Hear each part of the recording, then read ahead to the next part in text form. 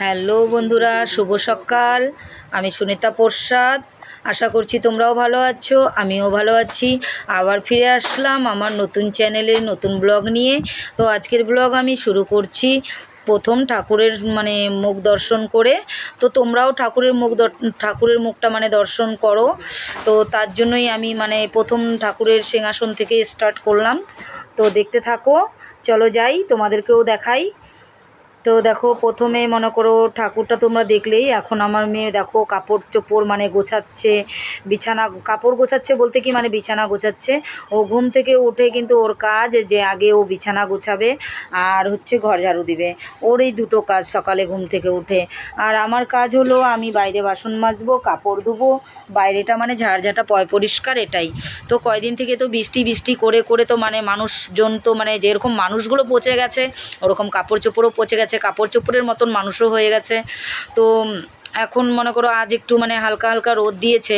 তো ভাবছি যে আজকে কাপড় চোপড়গুলো সব রোদে শুকিয়ে টুকিয়ে এই করে দেবো। আর আজকে আমার মেয়ে স্কুলও যাবে, আজকে আমিও সময়টা পাবো না একা হাতে। সব কিছু দেখতে পাচ্ছ কত সুন্দরভাবে বিছানাটা গুছিয়ে দিয়েছে। তো এখন আমার মেয়ে কিন্তু ঝাড় দিবে। তো ভাবছি যে আজ তো আমার সময় হবে না, মেয়ে আমার স্কুল যাবে। তো ভাবলাম যে সকাল সকাল ও যদি এটুকুও করে দেয় তবুও আমার কাজটা এগিয়ে যাবে। তো আমি তো দিনের বেলা তোমাদের সাথে আর অতটা থাকতে পারবো না। তো ভাবছি যে সকাল টাইমে একটু ফ্রি আছি, তো এই টাইমটা একটু তোমাদের সাথে বসে গল্প করে নিই। তো দেখো আমার মেয়ে ঝাড়ু দিচ্ছে যে, আর ওই যে নিচে যে জিনিসগুলো দেখছো এগুলো সব কিন্তু আমার দোকানের সব যাবতীয় জিনিস আছে।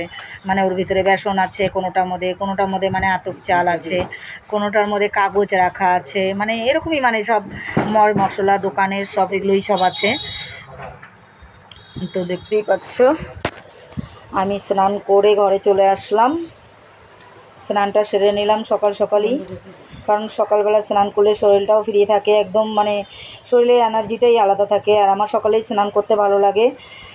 ভাবি যে যতক্ষণে বাসি কাপড় চেঞ্জ করব, তো চেঞ্জ করার থেকে সকালবেলাই বাসি কাজটা সেরে স্নান করে নিব, সব থেকে একটা কাজ তো কমে যাবে না। তো তার জন্য আমি সকালেই স্নান করে নিই। তো এখন আমি দেখো মাথাটা করো আঁচড়ে নিচ্ছি, চুলটা পুরো ভিজা আমার। আর ভেজা চুল থাকলে পরে না ভেজা চুল এক তো বৃষ্টির জন্য চুলগুলোও শুকায় না কয়েকদিন থেকে। একদম পুরো চুলগুলোর থেকে মনে হয় কাপড় চোপড়ের মধ্যে যেরকম গন্ধ, তো ওরকম মনে হচ্ছে কি যে চুলের থেকেও মনে হয় ওরকম গন্ধ করছে, একদম একদম অসহ্য। তো দেখো আমি এখন সিঙ্গার পরছি। হ্যাঁ, তো এই সিঙ্গারই কিন্তু আমি পরি। হয়তো তোমাদের মনে প্রশ্ন জাগতে পারে তুমি সিঙ্গার কেন পরছো দিদি। আমি সিঁদুরটা পরি না। সিঁদুরের একটা অনেক বড় কাহিনী আছে। কারণ কি আমার বরের সাথে ঝগড়া ক্যাচাল হয়েছিল। ঝগড়া ক্যাচাল হবার পরে আমার বর অন্য বিয়ে করেছে। তোমাদের আমি বলেছিলাম আস্তে আস্তে সব কিছু বলবো। তো আমার বর অন্য বিয়ে করেছিল বলতে কি করেছে, ওকে নিয়েই থাকছে। তো ওকে আমি বলেছিলাম যে তোর মতন মাঝে সাঝে আসতো তো আমার বাড়িতে। তো আমি বলতাম কি যে তোর মতন বরের সাথে থাকার থেকে বিধবা হয়ে থাকা ভালো। মনের তিগে মনের আগে বলেছিলাম। এই কথাটা বলেছিলাম জন্য আমার সিঁদুরটা ও নিজে হাতে মুছে দিয়েছিল, শাখাটা ভেঙে দিয়েছিল। তার জন্য তখন থেকে আমি সিঁদুরটা পরা বাদ দিয়ে দিয়েছি। তো দেখো এখন আমি কাপড় গুছাবো। অনেকগুলো কাপড় আছে, তো ভাবছি কাপড়গুলো গুছিয়ে নিই। আর এই রোদ নেই বৃষ্টি বৃষ্টি করে ঘরের মধ্যে ফ্যানের হাওয়াতে সব কাপড়গুলো শুকানো হচ্ছে। তো কাল থেকে একটু রোদ হালকা হালকা হালকা হালকা টাইপের রোদ বলা চলে, এমনও কোনো রোদ নেই। তো ভাবলাম যে এই রোদের মধ্যে একটু যে হালকা ঝরঝরা হয়েছে কাপড়গুলো, এই কাপড়গুলো একটু গুছিয়ে দিই আলনার মধ্যে। আর মেয়েটা তো স্কুলে যাবে, তো মেয়েই বা একা হাতে মনে করো ও কাপড় চোপড় কিন্তু ওই গোছায়। এ নাকি যে কাপড়ও আমি গোছাই না, কখনো কখনো গোছাই। আমার টাইমই কোথায় বলো। কারণ কি আমি দেখো দোকানের মাল আনতে হয়, ঘরে রান্না করতে হয়, আবার মাল এনে আবার মাল রেডি করতে হয়। কমসে কম মনে করো 4বার আমাকে বাজারটার মধ্যে আপ ডাউন করতে হয়। বাজারটা তো আমার বাড়ি থেকে মিনিমাম মনে করো পায়ে হেঁটে ধরো আধা ঘন্টা লাগে যেতে, পায়ে হেঁটে আধা ঘন্টা লাগে যেতে। তো মনে করো দেখো 4বার এই বাজারটার মধ্যে আপ ডাউন করা তো মুখের কথা না। তো বাজার পায়ে হেঁটে তো আমি আর যাই না, আগে পায়ে হেঁটে যেতাম। তো এখন একটা আমি কমের মধ্যে সাইকেল পেয়েছি, একটা সাইকেল নিয়েছি আমি, কম দামের মধ্যে পেয়েছি। তো ওই সাইকেলটা নিয়ে আমি এখন বাজারে আপ ডাউন করি। যাই হোক একটু আমার তাড়াতাড়ি এখন হয়ে যায়। তো এখন আর অতটা আমার চাপ পড়ে না। না হলে আগে আগে আগে না হেঁটে যেতে যেতে না এতটাই নিজেকে ক্লান্ত মনে হতো, বলে বোঝাতে পারবো না, অনেকটাই নিজেকে ক্লান্ত মনে হতো। তো দেখো না একটা কাপড় না ছেড়ে আসছি, ভাবছি যে কাপড়টা নিয়ে আসি। তো ওই কাপড়টাই আমি দৌড়ে আনতে গেলাম।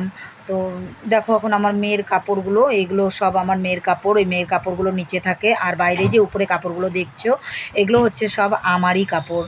আর ছেলের কাপড় ওই যে সাইডে যে আলনার পাশে যে আলমারির মতন দেওয়া আছে ওটার মধ্যে ছেলের কাপড় থাকে। আর এই যে ওড়নাটা দেখছো এটা হচ্ছে আমার মেয়ের ওড়না। আমার মেয়ে হনুমান চালিসা পড়তে যায় মন্দিরে, তো এই ওড়নাটা ও গলার মধ্যে করে নিয়ে যায়।